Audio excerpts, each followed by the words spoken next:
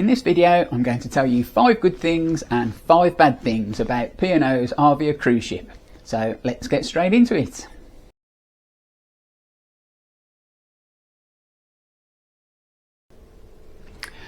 Ahoy there, I'm Captain Chris. I'm not a real captain, but I'm here to give you the heads up about P&O's newest and biggest ship, Arvia, so that you'll know what to expect if you're planning a cruise on Arvia anytime soon. Actually, this information will mostly also be relevant for Arvia's sister ship Iona, and to some extent the other ships in the P&O fleet, but it's Arvia I'm talking about specifically. So you may already have heard a few things about Arvia, and you might be wondering if it's all it's cracked up to be. So I'm going to kick off with 5 great things about this ship. Number 1 is the food. Now, we all have different tastes in food, but Arvia has something for everyone, no matter what your preferences are. The main restaurants and others like the Epicurean, Sindhu and the Olive Grove have waiter service and serve beautiful food in many different styles, from British cuisine to Indian and Mediterranean. They're very accommodating if you want to go a little off menu, and they'll serve you an extra helping if you're still hungry. The starters and desserts are delicious and you'll not be short of choice. However, if formal dining and waiter service doesn't suit you, there are loads of more casual alternatives. There's the Keys, where you collect your food from the 3 serveries, choosing from fish and chips, an Asian fusion option, or a Sunday roast style meal. There's an American Diner too, serving burgers and ribs and ice cream desserts. And then there's the famous Horizon Buffet, where everything you can think of is available almost all day, and nobody's taking any notice of what you pile on your plate. They have everything from fruit and salad to pizza and chips, so you'll definitely find something you can't resist. Number 2 is the evening entertainment. There's a huge theatre on board where they have really good shows in the evenings, but that's not all. There are multiple venues with things to entertain you after dinner. There's a multi-screen cinema called Ocean Studios. The Limelight Club has entertainment served up with your evening meal. The 710 Club has been styled with the influence of Gary Barlow. The Crow's Nest has piano music and singers to listen to as you watch the sea go by through the all-around windows, as does the Grand Atrium, which sometimes also has acrobatic performances. And the clubhouse also has singers and comedians. There's something for every taste happening somewhere on board every night. Number 3 is the Skydome. The Skydome is a huge retractable roof at the top of the ship, and it covers decks 16 and 17. The roof can be opened and closed as required, and the pool here is not only the largest on the ship, but also is the only one to open at 7 AM, making it ideal for an early morning dip. There's a cinema screen here which shows family-friendly films in the mornings, and there are bars in the corners and a street food outlet serving pizza, hot dogs and burgers. There's evening entertainment here too, with singers and tribute acts in a very informal atmosphere under the stars. Something that a lot of people worry about when thinking of booking a cruise is the days spent at sea, because they're afraid these days will drag and they'll be bored. So number 4 is daytime activities. Arvia is absolutely full of things to do to make those sea days fly by. There are shows and talks in the theatre, quizzes and games in Brodie's bar, exercise classes and line dancing in the Limelight Club, and talks and exhibitions in the art gallery. You can make some gin in Arvia's own distillery, learn Spanish in the atrium, or visit the shops for a gift to take home or a treat for yourself. Then there's also the Oasis Spa, where you can book yourself in for a massage, beauty treatment, or use the spa pool. There's also a large gym with loads of gym equipment and trained staff on hand. And up at the top of the ship there's a sports court, golf nets, table tennis, and this great fun mini golf course.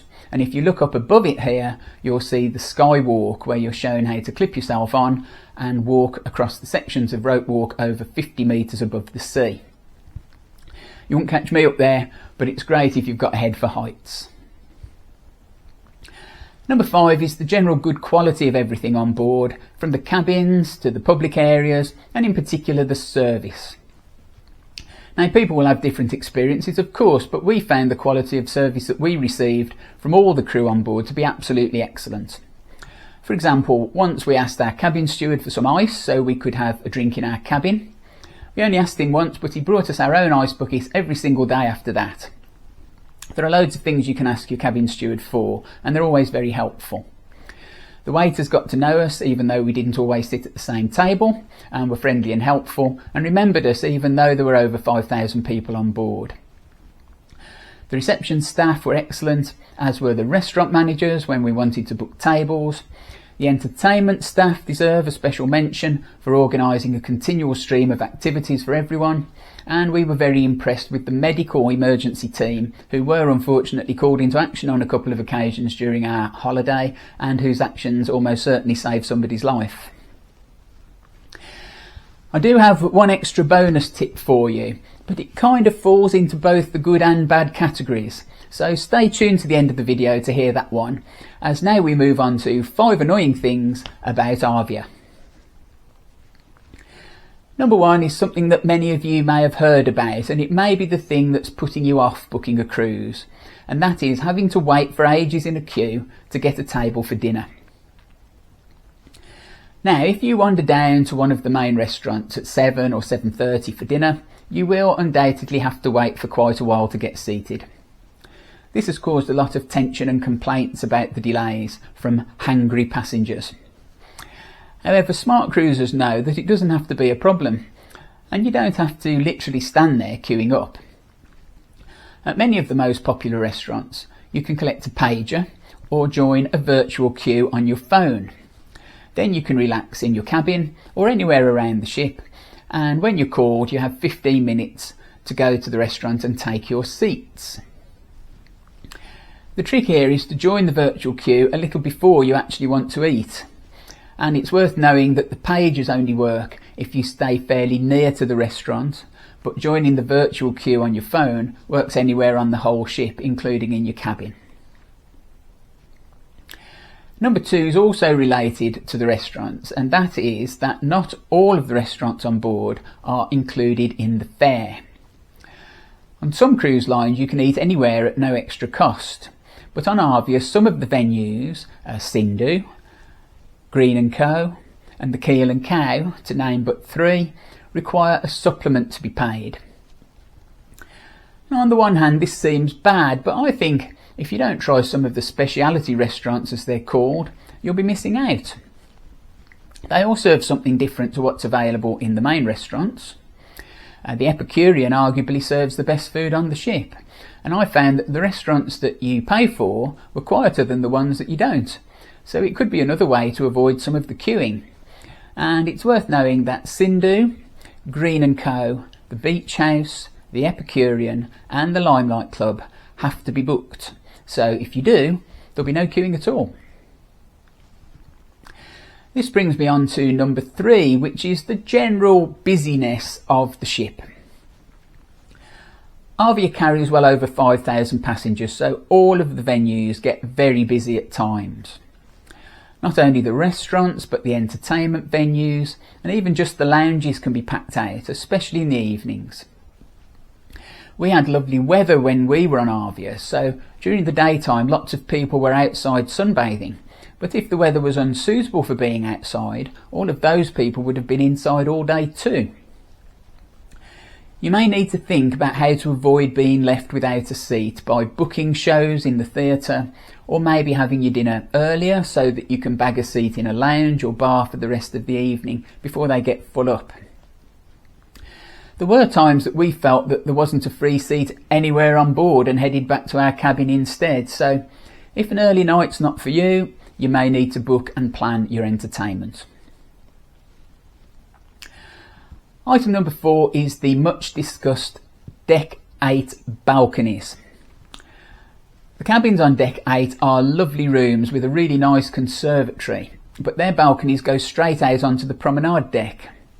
People passing by can look straight in at you, and there's a slope at the end of the deck that lifts passengers up for a better view of you. Also, the balconies on the decks above look straight down at you as you lie there on your sun lounger. Some people won't mind this, but they're not for everyone, so think carefully before booking one. They might be best if your cruise is during bad weather, when the balcony wouldn't get much use, but the conservatory would be lovely. Now, don't forget that I've got a bonus tip coming up at the end, so stay tuned. But number 5 is the problem of finding your luggage once you've disembarked the ship. Suitcases are collected from outside your cabin on the last night and left in a huge room for you to find once you're ashore. It's a chaotic few minutes, I find, as loads of passengers wander amongst hundreds of suitcases, all trying to find the one that matters to them. One solution is to carry your luggage off the ship yourself if you're able, or at least attach a brightly coloured strap to your case to make it stand out from the crowd. That brings me now to my bonus tip. But before we get to that, can I just ask that if you're finding this video at all useful, would you please hit the subscribe button and allow notifications. Subscribing doesn't cost you anything, but it tells me you're enjoying these videos, and that means a lot to me, so please subscribe. Thank you. Now, this bonus tip can fall into both the good and bad categories, and that is children and families. Arvia is a very family-friendly ship. It's got kids clubs for different age groups, pools and water activities, and staff to organise everything. There are shows and films and all kinds of entertainment. If you want a great family holiday, you should really consider going on a cruise. But what if you don't have kids and you don't want to be around other people's kids? Should you avoid Arvia altogether? Well, I would say no. We found that the places on board that we wanted to be, like the theatre, the quizzes and games and the formal restaurants with waiter service, were not the places that families wanted to be. They were in the kids' clubs or splashing around in the water, and they tended to use the less formal dining options like the buffet. And there are other ways to avoid other people's kids. The beachcomber, bar and pool are for adults only. The retreat is a lovely quiet area to relax, mainly because you have to pay to get in. And the entertainment shows are usually repeated late in the evening, by which time most of the children will have gone to bed. P&O do have a couple of adults only ships, but Arvia is definitely suitable for you, whether you're travelling with children or not. Why not check out one of my other videos next about dining delays, the top 10 restaurants or the onboard entertainment, and until next time, thanks for watching.